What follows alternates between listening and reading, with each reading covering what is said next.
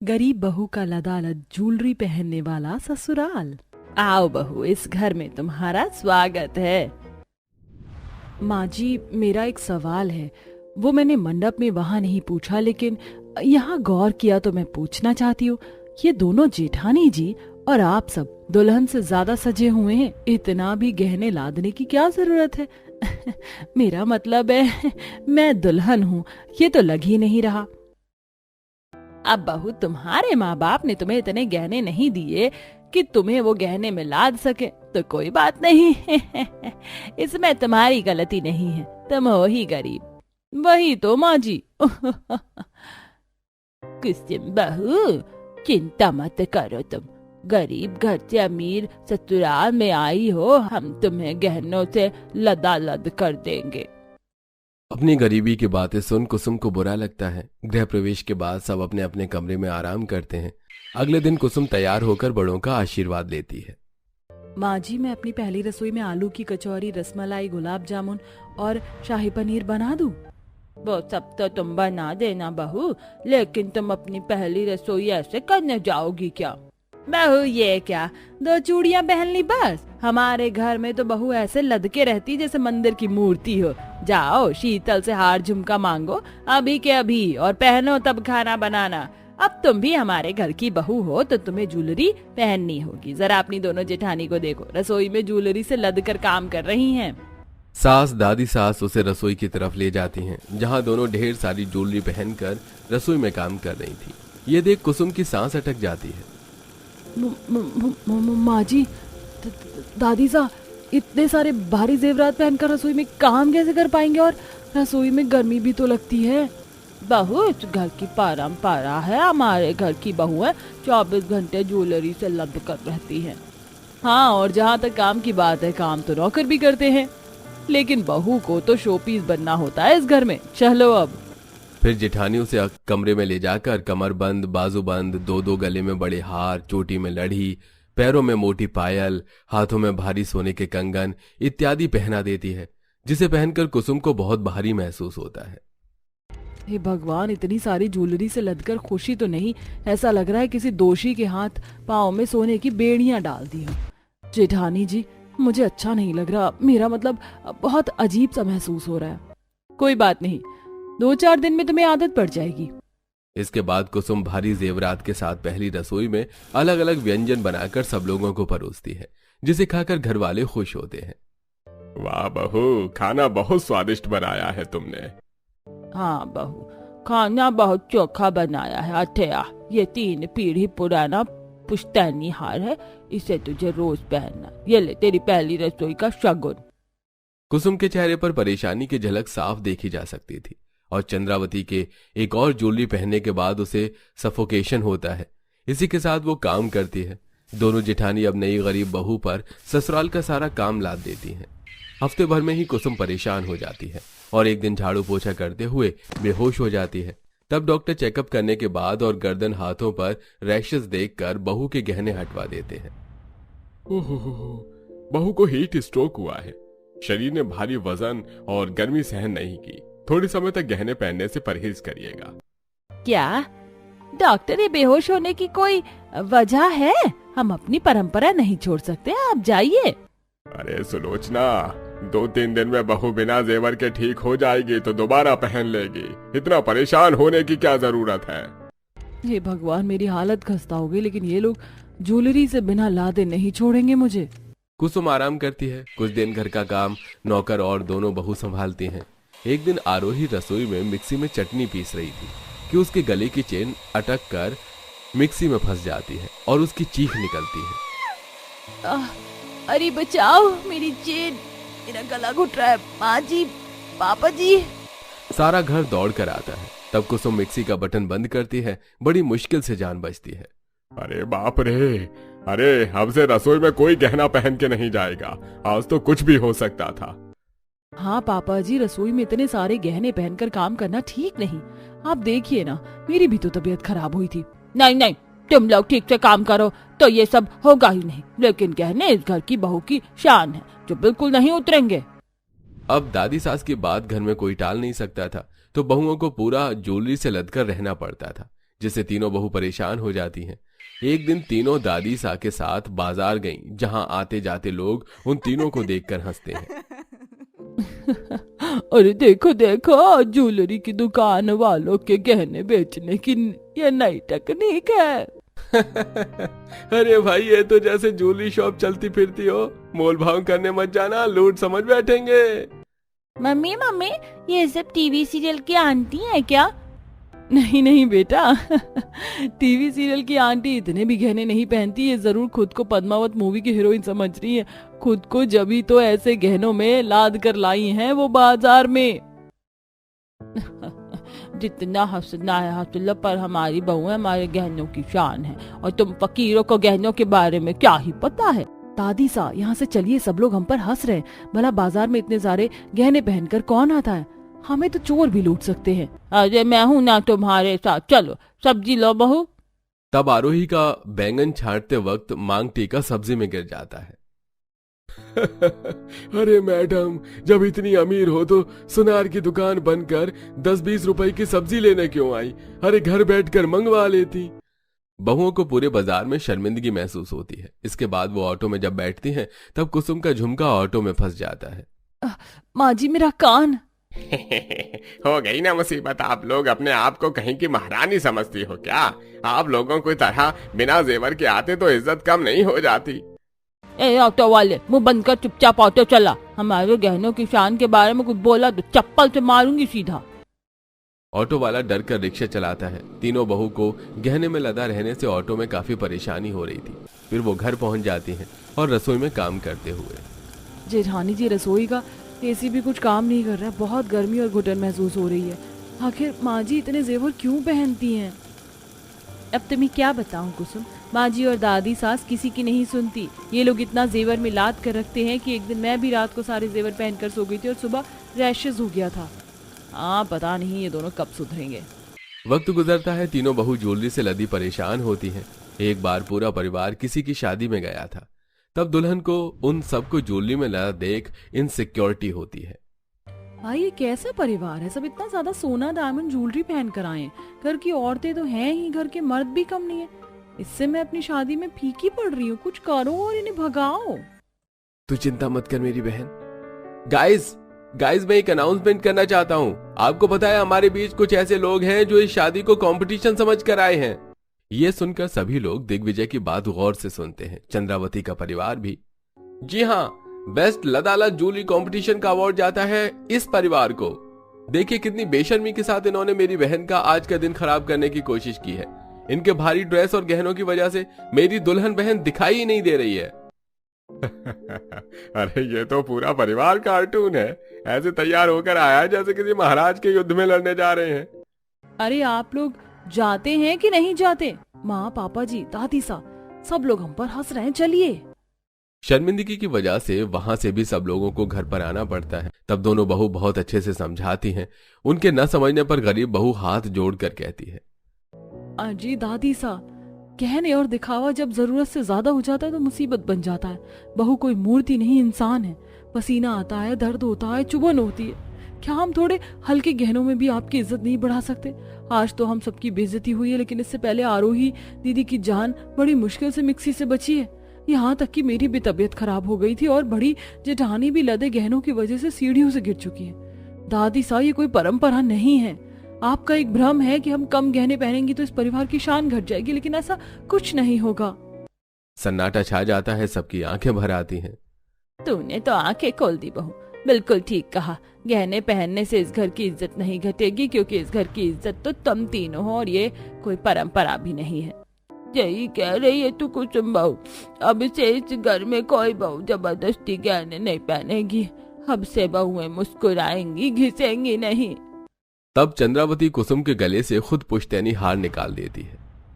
ये मैंने ही तुझे पहनाया था, लेकिन अब तू इसको रोज नहीं पहनेगी। जब तेरा दिल करेगा तब तू इसको पहनना। चलो, आखिर में सब कुछ ठीक हो गया। मेरी तीनों बहू भी खुश और उनकी सास भी। ओहो, ये क्या हो गया? क्या हुआ? तुम ऐसे फोन में क्या देख रही हो?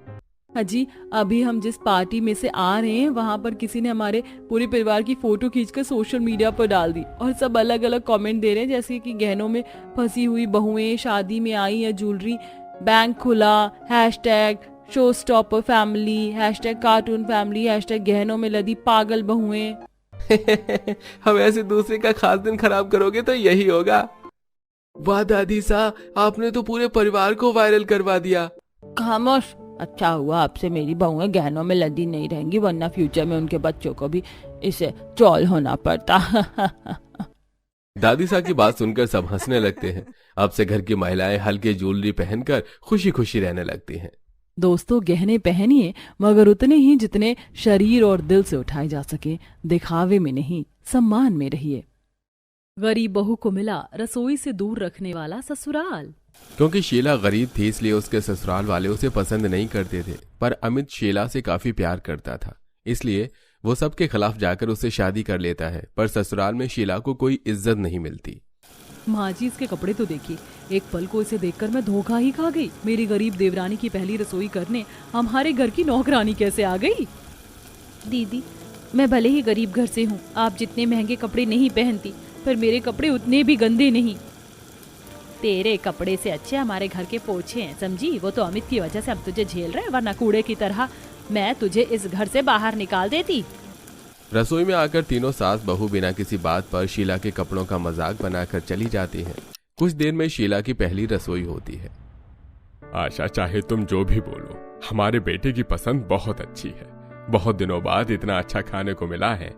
पापा, आप इस खाने को अच्छा कैसे बोल सकते हैं? कितना तेल, नमक, मसाला भरा पड़ा है इसमें, मैं दूसरा निवाला भी नहीं ले सकती। सही बोला तूने, मुझसे भी ये खाया नहीं जाएगा।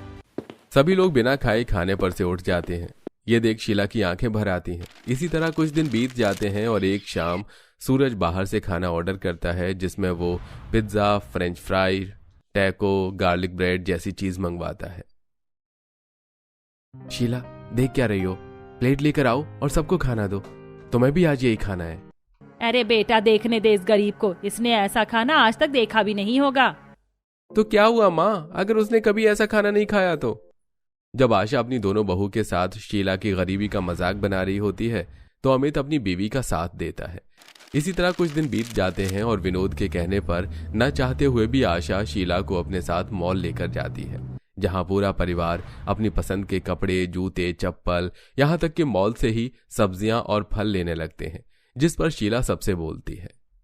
अमित जी, मॉल में सब कुछ बहुत महंगा है और मुझे यहाँ के ना कपड़े पसंद आ रहे हैं, ना ही जूते चप्पल, और इतनी महंगी सब्जी मॉल से क्यों लेनी, जब यही सब्जी और इससे भी ज्यादा ताजा हमें बाहर मार्केट में मिल रही है। शीला, तुम गरीब घर से हो, हम नहीं। अगर हमारे साथ हमारे घर में रहना है तो हमारे तौर तरीके भी सीखने होंगे। बहू, हम अमीर हैं, इसका मतलब ये नहीं कि पैसे को फिजूल उड़ाएं। अगर बहू ने कुछ कहा है तो सोच समझ कर कहा होगा। विनोद की बात सुनकर सभी चुप हो जाते हैं और घर की सब्जी और कुछ जिम्मेदारी शीला को दे दी जाती है। शीला अपनी जिम्मेदारी काफी अच्छे से निभाती है और वो पैसे भी बचाती है। देखते ही देखते 1 महीना बीत जाता है और शीला खुद आकर अपनी सास को 1 महीने का हिसाब देती है। माँ जी, पापा जी ने मुझे सब्जी के लिए 5,000 रुपए, घर के राशन के लिए 10,000 रुपए और जरूरत की चीजों को पूरा करने के लिए 5,000 दिए थे। टोटल 20,000 रुपए थे मेरे पास, जिनमें से मैंने 5,000 बचाए हैं। क्या तुमने 15,000 में 1 महीना घर चला लिया? ये तो सच में बहुत तेज है, वरना मेरी वो दोनों बहू तो 20,000 रुपए देने के बाद भी ऊपर से 10,000 मांगती है। शीला की समझदारी देख आशा काफी खुश होती है। इसी तरह कुछ दिन बीत जाते हैं और एक दिन खाना बनाते हुए शीला का हाथ जल जाता है। ये देख विनोद सभी घर वाले और नौकरों पर चिल्लाने लगता है। अच्छा, ये सब क्या है? जब तुमने अपनी दोनों बहू को घर में आराम करने के लिए दे रखा है तो मेरी छोटी बहू क्यों हर वक्त रसोई की काम करती है? मैंने घर में नौकर क्यों रखे हैं? अब से मेरी बहू कोई काम नहीं करेगी और बहू तुम रसोई में कदम भी नहीं रखोगी। तुम मेरी बेटी जैसी हो, समझी? विनोद की ऐसी बातें सुनकर शीला की आंखें भर आती हैं और उसे अपने मायके के दिन याद आते हैं, जहां वो पूरे दिन काम करती थी और थोड़ी सी भी चोट लगती थी तो उसकी माँ उसका ख्याल रखती थी। इसी तरह समय गुजरता है और एक दिन अमित, जब से शादी करके मैं यहाँ आई हूँ, एक बार भी माँ से मिलने नहीं गई। माँ की बहुत याद आ रही है। शीला, आज तो मैं थोड़ा काम कर रहा हूँ, मैं तुम्हें कल पक्का तुम्हारे मायके छोड़ाऊंगा। भाभी ये देखो, मैं आपके लिए नूडल्स बनवा कर लाई हूँ। भैया बता रहे थे आपको नूडल्स बहुत पसंद है। वैसे भी अब तो आपका रसोई में जाना पापा ने बंद कर दिया है, तो आपको जो भी खाना हो आप मुझे बता देना, मैं बनवा दूंगी।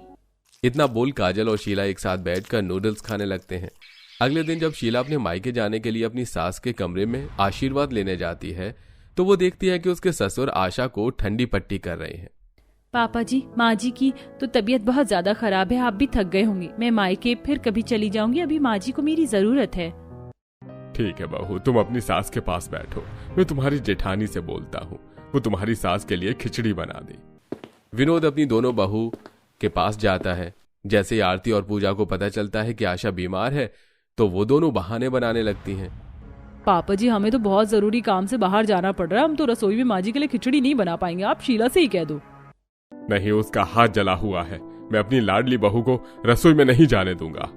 देखा आरती, उस गरीब को कितनी इज्जत मिल रही है और हमें रसोई में धकेला जा रहा है। अब जब तक बुढ़िया बीमार रहेगी हम दोनों बाहर घूम कर आते हैं। पूजा और आरती एक बार भी आशा को देखने नहीं जाती और घूमने के लिए चली जाती हैं। और जब तक आशा ठीक नहीं हो जाती शीला अपनी सास के पास बैठी रहती है।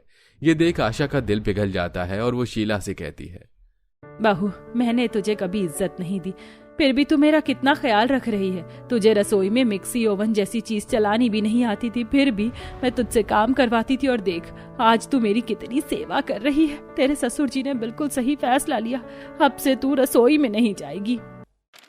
बीतते समय के साथ आशा का दिल भी पिघल जाता है और वो भी शीला को प्यार करने लगती है। इसी तरह कुछ दिन बीत जाते हैं और एक रात शीला के पैरों में काफी दर्द हो रहा होता है। क्या हुआ, तुम अपने पैर खुद क्यों दबा रही हो? अगर पैरों में दर्द है तो लाओ मैं दबा देता हूँ। इतना बोलकर अमित शीला के पैर दबाने लगता है। शीला जल्दी से अपने पैर हटा लेती है और अपने पति से कहती है, मुझ गरीब को इतनी भी इज्जत मत दीजिए आप, मेरे पैर दबाएंगे तो मुझे नरक नसीब होगा। अरे कोई बात नहीं, मैं भी तो तुमसे पैर दबा लूंगा, फिर हम दोनों नरक में साथ रहेंगे। जिस गरीब शीला को घर में कोई पसंद नहीं करता था, अब सभी उस पर प्यार लुटा रहे होते हैं और उसे इज्जत दे रहे होते हैं। ये देख उसकी दोनों जेठानी उससे जलने लगती हैं और एक दिन जब घर में कोई नहीं होता तो वो दोनों बीमार होने का नाटक करती हैं। शीला, हमें चक्कर आ रहे हैं, क्या तुम रसोई में जाकर हमारे लिए जूस बना दोगी? पर दीदी, मुझे तो मिक्सी चलानी ही नहीं आती और माँ जी ने भी रसोई में जाने से मना किया है। हाँ, तुम क्यों रसोई में जाकर काम करोगी? तुम तो सबकी लाडली जो हो, इस हालत में भी हमें अपने लिए खुद ही जूस बनाना होगा। नहीं दीदी, ऐसा मत बोलो, मैं जाती हूँ। इतना बोलकर शीला जैसी रसोई में जाती है वहां उसका जेठ सूरज आ जाता है और अपनी बीवी को हंसता देख उन दोनों पर नाराज होता है और शीला का हाथ पकड़कर उसे रसोई से बाहर लाता है। अरे, घर में नौकर होने के बाद भी तुमने जानबूझकर शीला को रसोई में भेजा, जबकि तुम दोनों बहुत अच्छे से जानती हो उसे मिक्सी चलानी नहीं आती। तुमने ऐसा जानबूझकर किया ना, ताकि उसे चोट लग जाए। जब सूरज अपनी बीवियों को डांट रहा होता है तो वहां पूरा परिवार आ जाता है और इस तरह पूजा और आरती का सच सभी घर वालों के सामने आ जाता है। बहू, पहले मैं भी अपनी गरीब बहू को पसंद नहीं करती थी, पर एक बार अपनी आंखों से अमीरी का पर्दा हटाकर देखो, हम सबसे काफी ज्यादा अमीर है शीला बहू। और आज जो तुमने हरकत की है ना, छी। सही कहा आशा तुमने, मेरी बेटी को चोट पहुंचाने वालों की सजा ये है कि अब घर में एक भी नौकर नहीं रहेगा और रसोई से लेकर घर की सारी जिम्मेदारी तुम दोनों उठाओगी और शीला बहू रसोई से दूर रहेगी। पापा, आपने बिल्कुल सही फैसला लिया है। उस दिन विनोद रसोई से लेकर पूरे घर की जिम्मेदारी आरती और पूजा के कंधों पर डाल देता है।